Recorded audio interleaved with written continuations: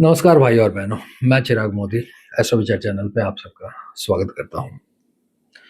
हमने पिछले कुछ वीडियोस में अश्विनी, भरणी और कृतिका नक्षत्र के बारे में काफ़ी रोचक और पौराणिक कहानियाँ आपको सुनाई है और मैं आशा रखता हूँ कि आपको ये सब कहानियाँ काफ़ी पसंद आई हो और ये नक्षत्र के बारे में अपडेट्स आपको काफ़ी पसंद आए हो। तो मेरा आपको अनुरोध है कि कृपया मेरे चैनल एस्ट्रो विचार फॉर यू को अभी सब्सक्राइब करें और मेरे वीडियोस को लाइक करें और अपने मित्र एवं परिवारजनों को शेयर करें। तो आओ आज समझते हैं रोहिणी नक्षत्र। यह नक्षत्र के बारे में जो कुछ भी बताया गया है वह सिर्फ फलद्रुपता एवं रचनात्मकता को ही निर्देशित करता है। रोहिणी का मतलब है ब्लशिंग ब्राइड, जिसे लाल कन्या भी कहते हैं। उसका सीधा मतलब है फलद्रुप कन्या जो अपनी युवावस्था में प्रवेश कर चुकी है और उसका मासिक धर्म शुरू हो गया है और उसे आप नवविवाहित दुल्हन भी कह सकते हो, कुछ भी मानो। मतलब रोहिणी मतलब क्रिएटिविटी, रचनाएं और प्रजनन, और प्रजनन का मतलब है रचनात्मकता और फर्टिलिटी। रोहिणी नक्षत्र का प्रतीक एक बैल भी है और जैसे कि आप सभी लोग जानते हो कि बैल एक मर्द की मर्दानगी और फलद्रुपता का प्रतीक है। आपने देखा होगा कि बैल हमेशा बेहतर उत्पादों से भरी हुई काट को खींचता रहता है और उसे जो फलद्रुपता और संपूर्णता कहते हैं उसका चिन्ह भी माना जाता है। रोहिणी का दूसरा प्रतीक एक घटादार वृक्ष है और वह फर्टिलिटी का भी प्रतीक माना जाता है क्योंकि वृक्ष से हमें फल मिलते हैं जो बच्चों के प्रतीक है। रोहिणी नक्षत्र में जो वृक्ष का उल्लेख है वह बरगद का पेड़ यानी बनियान का ट्री है, जो खास तौर से अधिकतम फर्टिलिटी और वृद्धि का ही प्रतीक है क्योंकि बरगद के पेड़ की वृद्धि कभी भी रुकती नहीं और वह हमेशा फैलता रहता है। वैसे ही रोहिणी की शक्तियां भी हमेशा रचनात्मक रूप से ब्रह्मांड को फैलाती जाती है। तो काफी इंटरेस्टिंग लग रहा होगा आपको। रोहिणी के इष्ट हैं ब्रह्मा जी, जिन्हें ब्रह्मांड में मौजूद सभी सजीव निर्जीव वस्तुओं के परमपिता माना गया है। वही स्वयं इस ब्रह्मांड के निर्माता है और उसी वजह से वह भी फर्टिलिटी के प्रतीक है। और चूंकि ब्रह्मा जी इस पूरे ब्रह्मांड का सर्जन करते हैं इसलिए वह रचनात्मकता के भी प्रतीक है।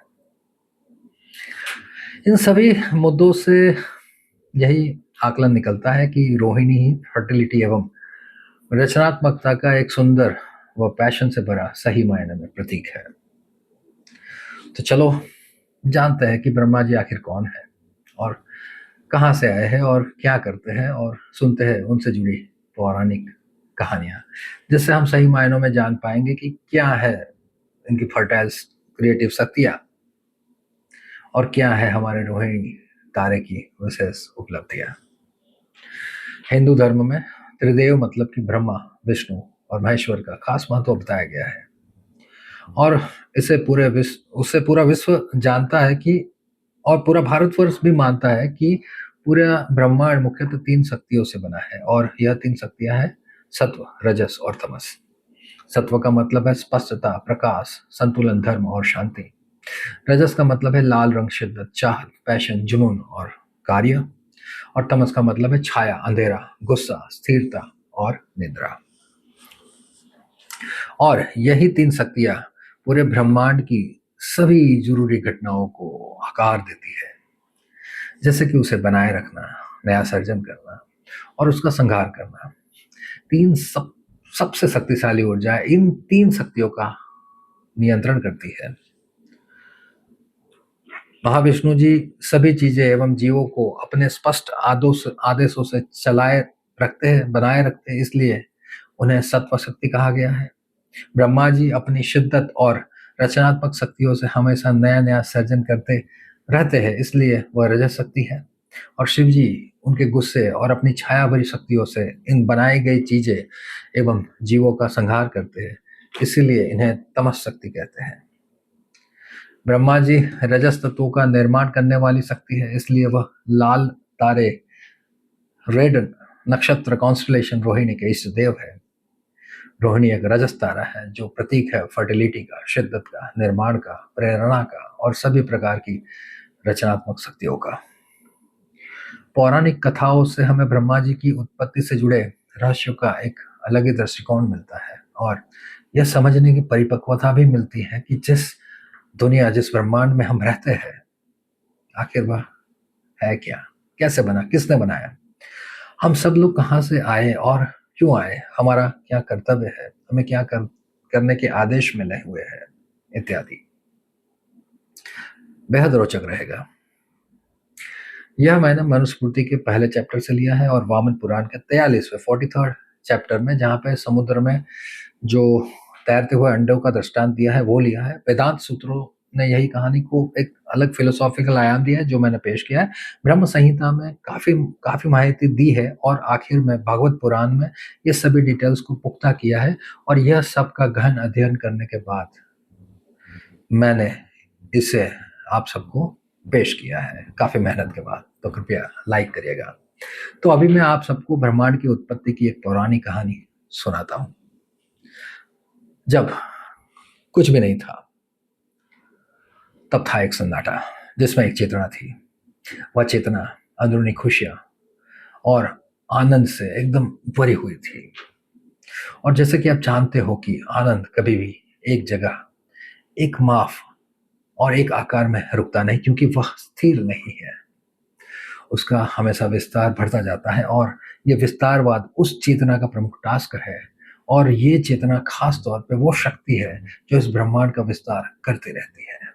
तो इस चेतना को फैलने के लिए बहुत सारे तत्व एवं जीवों की आवश्यकता है। तो इसलिए इस ब्रह्मांड में बहुत सारी गैलेक्सियां, आकाश गंगाएं, ग्रह तारे और यह समग्र सजीव सृष्टि बनी हुई है, जिसमें सभी मनुष्य एवं प्राणी इत्यादि बने, और इन्हें बनाए रखने के लिए बहुत सारी निर्जीव मगर ऊर्जाओं से भरी चीजें बनी हुई है, जैसे कि पानी, हवा, बादल, पेड़ पौधे, मिट्टी, पत्थर, पहाड़, एसिड, बर्फ, आवाजें, ध्वनि, प्रकाश, अंधकार और ऐसी अनगिनत शक्तियां बनी है और हमेशा और न और बनती रहेगी।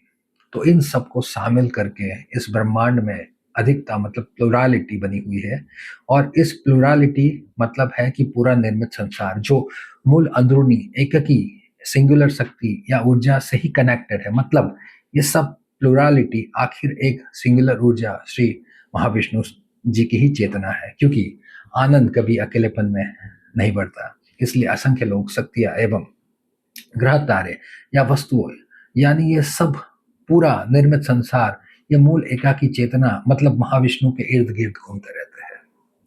और ये असंख्य लोग, शक्तियों के पास है अपना अपना फ्री विल, और वह फ्री विल से चाहे तो यह ब्रह्मांड का विस्तरण करने में ब्रह्मा जी और विष्णु जी की जैसे चाहे मदद कर सकते हैं। इसलिए हमेशा इस सच्चाई की एक कॉपी ब्रह्मांड के मध्य में मूल चेतनाओं के भीतर घने अंधेरेपन में छुपी हुई मौजूद होती है, जिसमें सब लिखा हुआ है कि आगे क्या होगा, कौन सा नया ग्रह बनेगा, टूटेगा, बिखरेगा, कब बड़ा भूकंप, ज्वालामुखी विस्फोट होगा, कितने जीव मृत्यु लोक में भेजे जाएंगे और कितनों को खत्म कर दिए जाएंगे, मृत्यु लोक में पावर किसके पास रहेगी और किसके साथ कब, कहाँ और क्या करना है, इत्यादि इत्यादि इत्यादि, जिसकी बहुत अलग अलग संभावनाएं होती है। और जो इर्द गिर्द घूमने वाली शक्तियां मतलब कि पूरा निर्मित ब्रह्मांड और हम सब लोग हैं, वह अपने आप को केंद्र में मतलब कि श्री महाविष्णु जी में महसूस करते हैं। मतलब हम सब लोग इस ब्रह्मांड के केंद्र की अंदरूनी चेतना की, जिसे हम महाविष्णु कहते हैं, उसी की मिरर इमेज है। मतलब हम खुद में महाविष्णु जी की ही चेतना है, और महाविष्णु जी वो चेतना के रूप में ब्रह्मांड के केंद्र में सब चेतनाओं का अनुभव करते हैं। तो हम सब जो प्लूरल है वही सिंगुलर महाशक्ति है, और जो महाविष्णु जो सिंगुलर है वह हम सब में प्लूरल शक्तियों में विभाजित हुए हुए हैं। तो महाविष्णु प्लूरालिटी में विभाजित होके भी एक है, और हम सब सिंगुलरिटी को प्लुरलिटी में रहते हुए भी हमेशा महसूस करते हैं। हम हर पल वही एकाकी चेतना को महसूस करते हैं और उन्हीं के इंगित कर्म करते रहते हैं। और मुझे पता है कि रोहिणी नक्षत्र का यह साइज हम सबको यह सामान्य आसानी से समझ में नहीं आएगा, काफी कॉम्प्लेक्स है। इसे समझने के लिए हमारे पास आध्यात्मिक दृष्टिकोण मतलब स्पिरिचुअल नॉलेज होना चाहिए, आवश्यक है। तो बाद में मुझे कमेंट करिएगा अगर समझना है तो, मैं उसे और जितना हो पाए उतना आसान तरीके से बनाने की कोशिश करूँगा। तो आगे बढ़ते हैं। इस अंधेरे में एक मूल चेतना हमेशा फैलती रहती है, जिसे पुराणों में प्रथम पुरुष यानी कि मूल विष्णु भगवान, यह पुरुष वहाँ कारण और संभावनाओं के समुद्र में सोए हुए है। जब यह प्रथम पुरुष महाविष्णु इस समुद्र के पानी में सोए हुए है, तो अनगिनत छोटे-छोटे बुलबुले इनके शरीर के हर एक छिद्र से निकल रहे हैं। कुछ पुराणों में इस बुलबुले को अंडे मतलब स्वर्ण अंडे बताया गया है, क्योंकि अंडे भी गोल होते हैं और वह अपने भीतर कुछ नया सर्जन करने के लिए अपने भीतर कुछ द्रव्य और एनर्जी से भरे हुए होते हैं। यह अंडे सुनहरे होते हैं क्योंकि वह प्रथम पुरुष की चेतना रूपी शक्तियों से चमक रहे होते हैं, और इसलिए प्रथम पुरुष के अलौकिक और चेतना से भरे इस शरीर से हमेशा चमक और शक्तियां रेडिएट होती रहती है। और यह हर एक अंडे एवं बुलबुले में अपनी एक खुद की, जो सभी बुलबुले में समान है, वैसे ही हर एक बुलबुले में अपनी अलग अलग लेकिन एक ही कायनात बना के रखते हैं। वो हर बुलबुले में एक समान है, मगर अपनी अपनी सोलर सिस्टम, आकाश गंगा, गैलेक्सी इत्यादि हर एक बुलबुले में होती है। और हर एक अंडा संभावना और कारण रूपी इस कॉस्मिक समुद्र में अनंत काल से अनंत काल तक तैरता रहता है, जो अनंत तक कोई भी दिशा में जा सकता है। तो जैसे कहा, संभावना और कारणों के इस कॉस्मिक समुद्र में कि जो अवकाश है, जो स्पेस है, जो पूरा ब्रह्मांड है, जो अनंत है, जो सिंगुलर भी है, जो प्लूरल भी है, जो अंधकार भी है और जो उजाला भी है, उसमें आदि काल से अनंत काल तक बस तैरते रहते हैं। हर अंडे अंडे में एक पैरेलल यूनिवर्स के अस्तित्व होता है, और सब अंडे एक समान संभावनाओं और कारणों के साथ कॉस्मिक समुद्र में तैरते रहते हैं। कौन सी संभावना और कौन सा कारण हर अंडे रूपी यूनिवर्स में मल्टीपल पॉसिबिलिटी का निर्माण करते हैं। हम इस संसार में हर अंडे में है, मगर हर अंडे में हमारी अलग अलग संभावनाएं होती है। न जाने हम कितनी पृथ्वियों में हम एक साथ कर्म कर रहे होंगे, वह तो हमें नहीं पता, सिर्फ प्रथम पुरुष ही कह पाएंगे। इन अंडों को कुछ भी करने के लिए सबसे पहले उन्हें बीज की आवश्यकता होती है, और इसलिए वीर्य रूपी प्रथम पुरुष इन सभी अंडों के अंदर प्रवेश करता है, और हर एक अंडे के अंदर वह वही कॉस्मिक समुद्र में सोए हुए हैं, और वह भी उनके शरीर के हर एक छिद्र से बुलबुले निकल रहे हैं। और वही कॉस्मिक समुद्र में सोते हुए जब उनकी नाभि में पानी जाता है, तो वहां से एक कमल का पुष्प अंकुरित होता है। कमाल की बात है। कमल का पुष्प था तो अलैंगिक, क्योंकि वह अलैंगिक तरीके से प्रजनन करता है, क्योंकि उनमें नर और मादा नहीं होते हैं। इसलिए वह कमल ने यह शून्य ब्रह्मांड में किसी को पहली बार उत्पन्न किया था। और जब इस कमल ने उसकी डंडी की ऊंचाई के ऊपर पहली बार अपनी पंखुड़ियों को खोली, तो ब्रह्मांड के निर्माता खुद परमपिता ब्रह्मा जी उस कमल के केंद्र की गादी पर विराजमान थे। चूंकि ब्रह्मा जी अलैंगिक तरीके से पैदा हुए थे, इसलिए उन्हें अजा यानी कि अनबॉर्न, यानी कि जो नियम अनुसार पैदा नहीं हुए हैं, वह कहते हैं। है ना कमाल की बात। पहले पहले ब्रह्मा जी खुद नहीं जानते थे, कंफ्यूज थे कि वो कौन है। उन्हें नहीं पता था कि क्या करना है, और जो भी करना है वो वो कैसे करेंगे। तो इस दुविधा में वो कमल की डंडी को पकड़ते हुए नीचे उतरने लगे। उन्होंने नीचे देखा तो वो अचंभित हो गए, क्योंकि जिस कमल की डंडी को पकड़ते हुए वो नीचे उतर रहे थे, उनका उसका अनंत लंबाई तक कोई भी अंत उन्हें दिखाई नहीं दे रहा था। वो कमल की डंडी अनंत थी, जो चारों दिशा और में सिर्फ अंधकार और शून्यता ही शून्यता थी।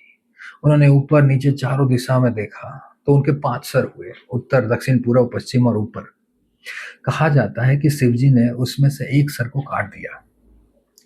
कुछ पुराणों में लिखा है कि शिवजी ने ब्रह्मा जी का 5वां सर अपने पास गेंद के मतलब बॉल की तरह रखा है, और कुछ पुराण कहते हैं कि शिवजी ने उसका 5वां सर को, ब्रह्मा जी के 5वें सर को अवकाश में फेंक दिया, और वह मृगशीर्ष नक्षत्र के तारे में स्थित हो गया। हम इसके बारे में विस्तार से बात करेंगे जब मृगशीर्ष और आद्र नक्षत्र के बारे में वीडियो बनाएंगे।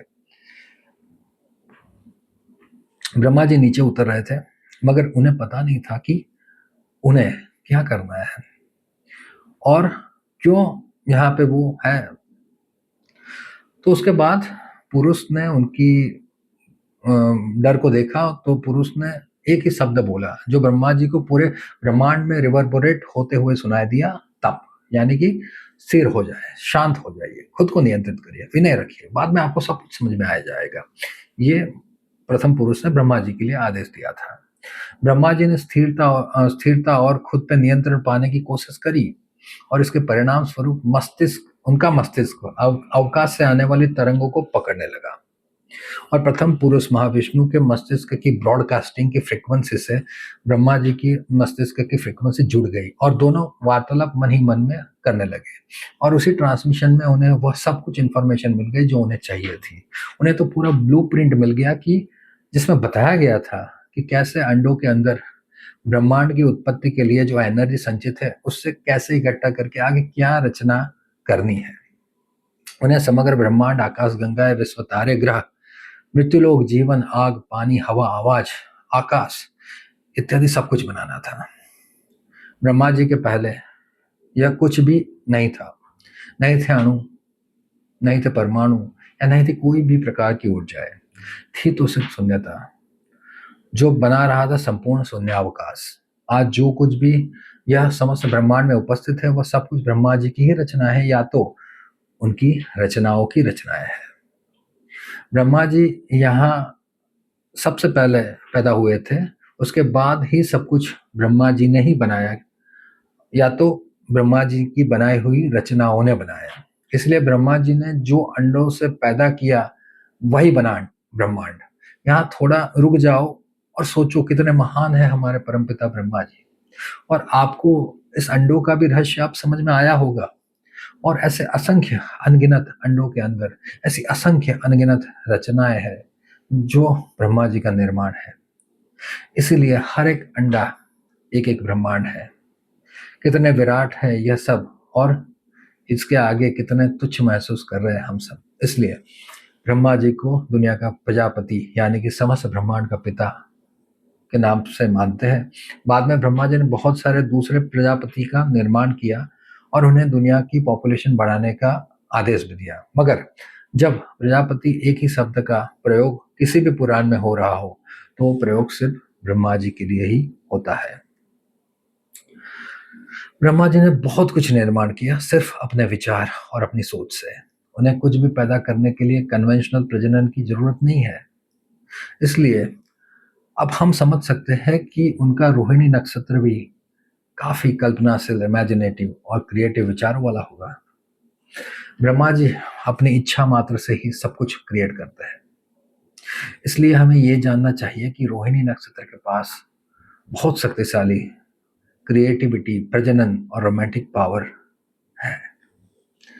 कन्वेंशनल प्रजनन का मतलब नियम अनुसार नर और मादा के युग्म से ही बालक का जन्म होता है। तो वह कन्वेंशनल प्रजनन के बारे में भी श्रीमद् भगवतम में एक इंटरेस्टिंग कहानी दी गई है ब्रह्मा जी के रिलेटेड। सेक्सुअल प्रजनन के लिए ब्रह्मा जी को सबसे पहले अपनी पत्नी को उत्पन्न करना होगा। तो यही भाव से अगर समझे तो उनकी पत्नी उनकी ही पुत्री हुई। तो इसका मतलब तो यही हुआ कि ब्रह्मा जी ने अपनी ही पुत्री के साथ विवाह किया। समझो, उन्होंने जो कन्या को उत्पन्न किया उसका नाम वाक था, जिसके पास वाणी की शक्तियां थी। जो सरस्वती माता की जो ज्ञान की देवी है उन्हीं का दूसरा नाम है। और वाक थी वो ब्रह्मा जी के इस प्रजनन वाले विचार से बिल्कुल ज्ञात नहीं थी। जब ब्रह्मा जी ने उसको इंजेस्ट किया तो ब्रह्मा जी के दूसरे संतानों ने उनका विरोध किया और खुद पे शर्मिंदा ब्रह्मा जी ने अपना शरीर छोड़ दिया और अपने विचारों की अशुद्धियों को धोने के लिए उन्होंने दूसरा शरीर बनाया। तब पुराना शरीर था वो अंधकार के भयावह कोहरे में तब्दील हो गया और ब्रह्मांड में फैल गया। अभी ब्रह्म वैवर्त पुराण में लिखा है कि यह पहला शरीर संध्या बन गया जो दिन को रात से अलग करता है और बना दिए दिन और रात का चक्र। पद्म पुराण और वायु पुराण में वर्णन है कि पहला शरीर ब्रह्मा जी का है वो सप्त ऋषियों में से भृगु ऋषि बन गया जो ज्ञान और बुद्धि के देव है और उन्हें भी ब्रह्मा जी का ही अवतार माना जाता है। और शिव पुराण में कुछ और लिखा है जो हम आगे देखेंगे। बाद में यह सब समस्याओं को देखकर वाक ब्रह्मा जी से विवाह करने के लिए तैयार हो गई। मगर यह दोनों एक सुखी युगल में अपने आप को तब्दील नहीं कर पाए और हमेशा एक दूसरे से दूरी बना के ही रहे। देखो, भगवान में भी ये प्रॉब्लम है, मैरिज प्रॉब्लम्स। श्रीमद् भागवतम में उल्लेख है कि ब्रह्मा जी ही शिव जी के पिता है। आध्यात्मिक मार्ग पर चलने की वजह से ब्रह्मचर्य का पालन करते हुए जब ब्रह्मा जी के 4 जुड़वा पैदा हुए बच्चों ने प्रजनन करने का ब्रह्मा जी द्वारा दिया गया कार्य करने से मना किया, तब ब्रह्मा जी बहुत ही गुस्सा हो गए। तभी गुस्से में उनकी मुड़ी हुई भौं के बीच में से ब्रह्मा जी के गुस्से का रुद्र स्वरूप पैदा हुआ, जिन्हें हम रुद्र या शिव जी के नाम से जानते हैं। तो जैसे कि हमने आगे डिस्कस करा था कि शिव पुराण में लिखा है कि रुद्र उनका पहला शरीर है, मतलब ब्रह्मा जी का पहला शरीर है। जब हम आद्रा नक्षत्र के बारे में बात करेंगे तो मैं आपको रुद्र अवतार के बारे में कहानी संक्षिप्त में करूंगा। इसलिए हमें यह जानना बेहद जरूरी है कि प्रथम पुरुष एवं ब्रह्मा जी के प्रति हमारा क्या कर्तव्य है। हमारा कर्तव्य है कि हमें प्रजनन करना है और हमारी संततियों को पैदा करना है, और हमें इस ब्रह्मांड का विस्तरण करने के जो आदेश के साथ ब्रह्मा जी ने हमें भेजा है उसका पालन करना है। अगर हम ब्रह्मचर्य इत्यादि का पालन करते हुए इस नियम या आदेश का पालन करने से मना करते हैं तो ब्रह्मा जी को दुख या हताशा या क्रोध हो सकता है। तो महाविष्णु पहले भगवान है क्योंकि वही सत्व की शक्तियों कि जो दुनिया को अस्तित्व को बनाए रखने वाली ताकत है, उस शक्तियों को महाविष्णु नियंत्रित करते हैं। दुनिया का अस्तित्व बगैर प्रजनन यूं ही अपने आप तो नहीं बना रहेगा, इसलिए महाविष्णु ने निर्माण के देवता ब्रह्मा जी को पैदा किया, जिसे हम रजस शक्तियां मानते हैं। खैर, जो भी उत्पन्न हुआ है उसका विध्वंस भी होना उतना ही जरूरी है, क्योंकि बगैर विध्वंस नई रचनाओं के लिए तो कोई जगह ही नहीं बचती है। तो विध्वंस, जिसे हम तमस शक्तियां कहते हैं, वो अति आवश्यक है। तो हमने जाना कि सत्व शक्तियां रजस को जगाती है, और वैसे ही रजस शक्तियां हमेशा ही तमस शक्तियों को जगाती है। तो इसलिए तमस के देव शिव जी रजस के देवता ब्रह्मा जी से ही उत्पन्न हुए, जिसे समझना बेहद जरूरी है। रोहिणी नक्षत्र एक बेहद खूबसूरत और खुशनुमा नक्षत्र होने के बावजूद हमें यह नहीं भूलना चाहिए कि जब निराशा और हताशा में ब्रह्मा जी फंसे थे, तब उन्होंने जो अपना तपते हुए गुस्से वाला स्वरूप दिखाया वह भी रोहिणी नक्षत्र में ही दिखाया था। तो रोहिणी मिक्सर है। रोहिणी नक्षत्र चंद्रमा का अत्यंत प्रिय नक्षत्र है, इसलिए यहाँ जन्मे लोग आकर्षक, सौम्य, कलात्मक और चुंबकीय व्यक्तित्व के होते हैं। उनकी प्रमुख विशेषता यह होती है कि वह बहुत ही आकर्षक चेहरा, सुडौल शरीर और नेचुरल मैग्नेटिज्म, शांति प्रिय, विनम्र, खुश मिजाज और दूसरों को आराम देने वाले स्वभाव के धारक होते हैं। वह लोग बेहद क्रिएटिव, कल्पनाशील और भावनात्मक रूप से गहरे होते हैं। चीजों को सुंदर बनाने में नैसर्गिक प्रतिभा है उनकी, चाहे वो घर हो, कार्यस्थल हो या अपना खुद का व्यक्तित्व। वो काफी परफेक्शनिस्ट होते हैं, हर काम व्यवस्थित और सुंदर ढंग से करना चाहते हैं। प्रैक्टिकल और रोमांटिक स्वभाव का रोहिणी नक्षत्र एक उत्कृष्ट मिश्रण है। रोहिणी नक्षत्र वालों की कमजोरियां भी चंद्र की संवेदनशीलता से ही जुड़ी होती है। भावनात्मक रूप से बहुत सेंसिटिव, छोटी छोटी बात को दिल पर लगा देते हैं। जल्दी जलन या पॉजिटिवनेस आ सकती है, खासकर रिश्तों में। आराम, सुख सुविधा, सुंदर चीजें और भौतिक वस्तुएं बहुत पसंद है, और इसकी वजह से कभी कभी ओवर स्पेंडिंग की आदतें भी उन्हें लग सकती है। मन जल्दी चंचल हो जाता है, इसलिए कभी कभी ओवर थिंकिंग या मूड स्विंग्स भी देखा जाता है।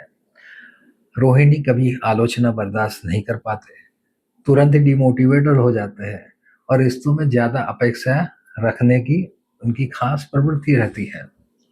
रोहिणी नक्षत्र में जन्मे लोग क्रिएटिविटी, लग्जरी, कम्युनिकेशन और एस्थेटिक वाले क्षेत्रों में चमकते हैं। रोहिणी नक्षत्र में पैदा हुए लोग यह सब क्षेत्रों में सफलताएं पाते हैं, जैसे कि कला, मनोरंजन और creative field. As for example, modeling, acting, fashion designing, interior design, art, painting, संगीत, नृत्य, film, photography, beauty, hair and cosmetology इत्यादि। बिजनेस और उद्यमिता में भी वो काफी प्रखर होते हैं। रोहिणी के लोग नैसर्गिक व्यापारी होते हैं। वो cream, cosmetic, jewellery, luxury item, कपड़े, garments, furniture, decor, fragrance, perfume, food वगैरह का बिजनेस कर सकते हैं। फाइनेंस और मैनेजमेंट में भी वो काफ़ी आगे होते हैं, जैसे कि banking, HR, business management, branding, sales and marketing, real estate इत्यादि। एग्रीकल्चर और फूड इंडस्ट्री में वो विशेष रुचि रखते हैं, क्योंकि रोहिणी पृथ्वी तत्व से जुड़ा होता है।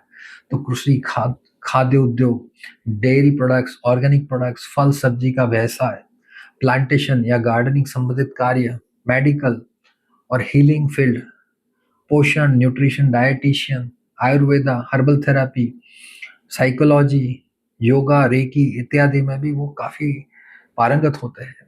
रोहिणी नक्षत्र प्रेम के मामले में सबसे इंटेंस, इमोशनल और लॉयल होते हैं। वो बहुत ही रोमांटिक और दिल से प्यार करने वाले लोग होते हैं। पार्टनर को खुश रखना पसंद करते हैं। बेहद सेंसुअल, शारीरिक आकर्षण और बॉन्डिंग उनके लिए बहुत महत्वपूर्ण होता है।